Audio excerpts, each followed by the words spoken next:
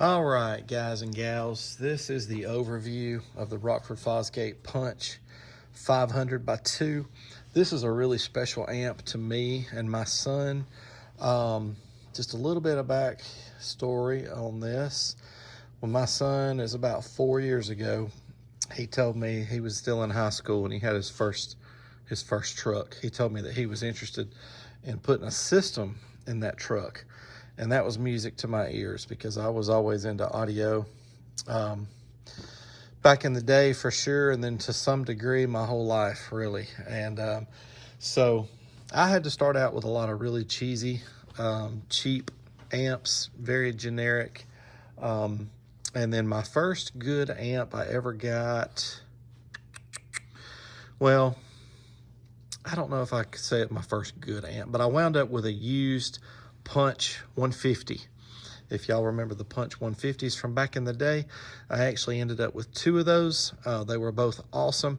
I did have a couple of acoustics before that. Not power acoustic, but acoustic, just C-O-U-S-T-I-C. They were kind of a mid-grade amp. They were not like a Rockford Fosgate or Ryan or Precision Power or Hiphonics, any of those.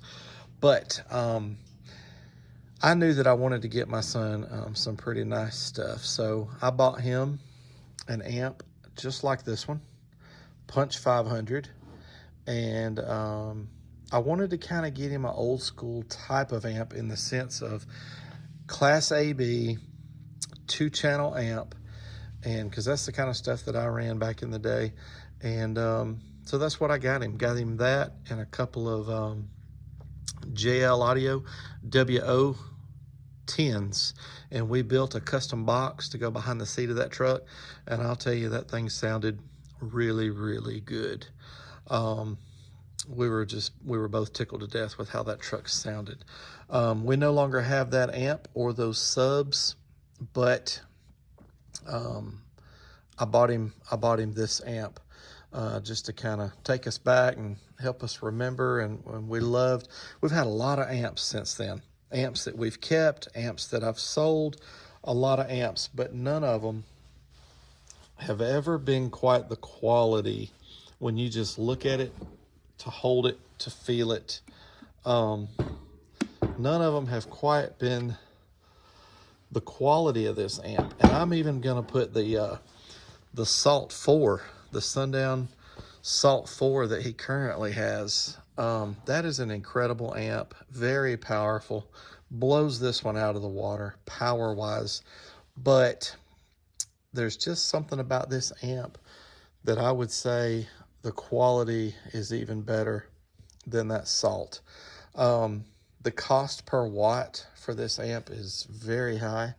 Not that the Salt isn't as well, but you actually come out better cost per watt with that Salt than you do this amp.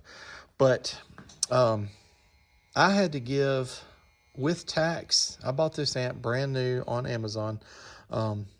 This thing came in at about $420. I can't remember the exact dollar amount, but it was about $420 to my door. I want to say that it was about $380, $370 or $380 plus tax, made it about $420. Now the interesting thing, when I bought him that first one 4 years prior, I got that amp, tax and all, for a little less than $300. So they had gone up a lot in the meantime. Anyhow, still, I wanted it so bad. I wanted to get it for him so bad. I was willing to pay the money to get it. Sometimes that's the way it is. I know I'm going to have a lot of people disagree with me about this amp. That's fine. But if you've ever had anything in your life that you just splurged for, whether it be a car or a house or all the many other hobbies that people tend to get into, this was one of those items for me and my son. It's one of those that you know it's not a great deal. You know it's expensive, but you just want it. And that's what this purchase was. But anyhow, I've got so one of the things, I just love the look of it. I love the fins on the side. This amp is heavy. This amp, oddly enough, it came in the same day. The UPS man dropped this amp off, and it was in one box. And the I think it was the Cobalt 4500, the Orion Cobalt 4500, came in another box. And this amp was twice as heavy as the Cobalt 4500. But one of the things about it, when you hold it and you feel it, it's heavy, and it just feels like quality. So it's got a really cool blue light here that lights up. You can see where it says punch there, and P500X2 over here. This comes off with two Allen screws on each end. I love it's so sleek and discreet, but underneath that is your controls, even your screw downs for all your wires, and then your gain and your bass boost. They call it a punch EQ, and then the frequency, because this is a full range amp, so you can go low pass, all pass, or high pass.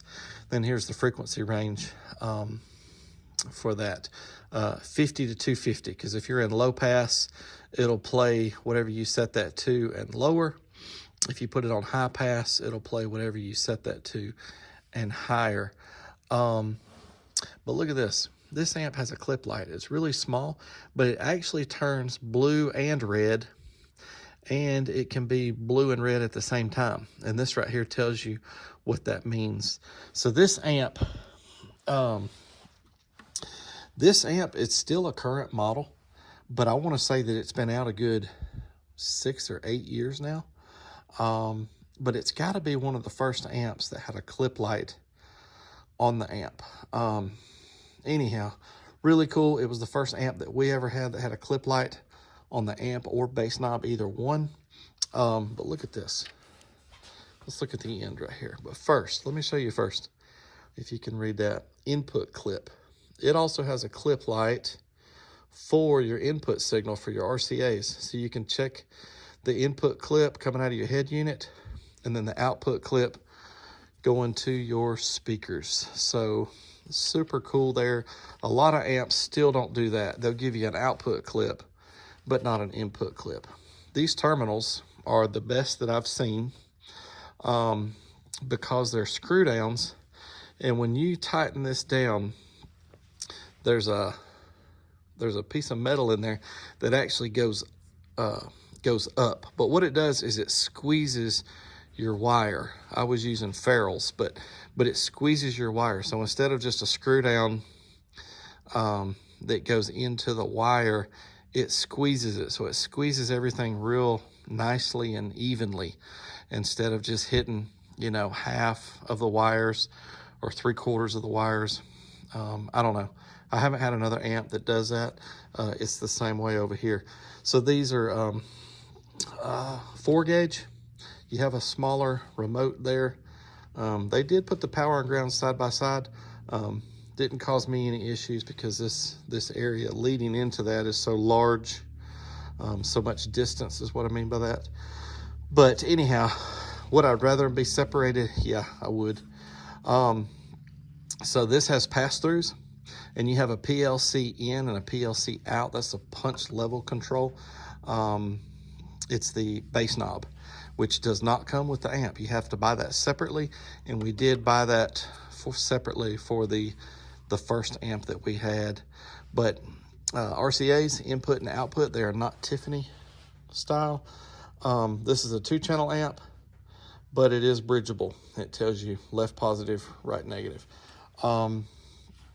Let's see, as you can see right here, it says punch on the end. The back is, even the back of this amp is pretty cool. Just the way it's shaped is really neat.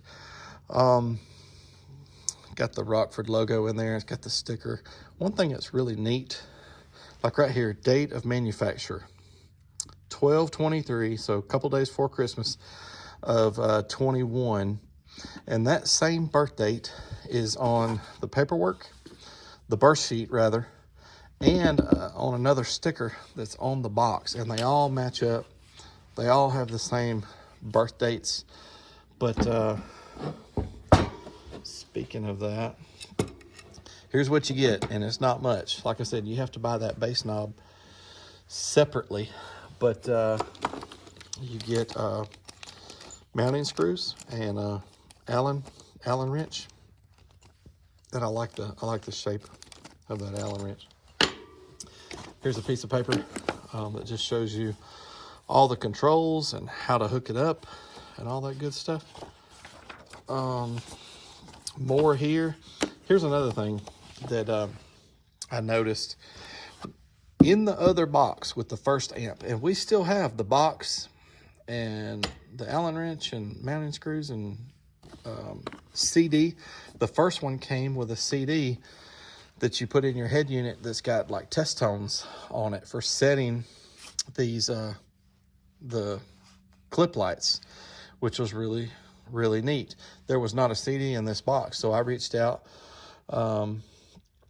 to the company that I purchased it from through Amazon. It was bought brand new. This wasn't a refurb or anything like that. Neither one of them were.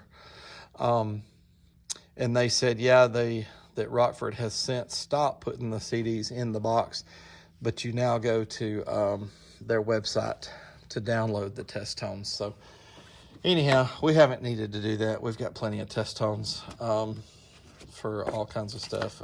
But for this test bench, I've got test tones on a CD and also on a USB. And my son, he's got plenty of test tones in his Tahoe as well. But this sheet here tells you all about how to set those clip lights. Here's the birth sheet. All right, this is really cool. I love, gosh, all of our Rockford amps have come with a birth sheet, which is really cool. I love anytime a amp company will give you a birth sheet. That's always really kind of cool. But it tells you everything. There's my dog barking. Sorry about that. But see that 12/23/2001 for the birth date. Anyhow, lots of specs on here where it, passed, and then, voltage and all these things. So down here on the left, the power, you see that they're rating this amp. They're saying that it did 427 watts at 4 ohms and 697 at 2 ohms. And what that was hooked up at 2 ohms, 2 channel, which would be the same as 4 ohms mono, which is how we tested it. This is 4 ohms per channel, which is the same as 8 ohms mono.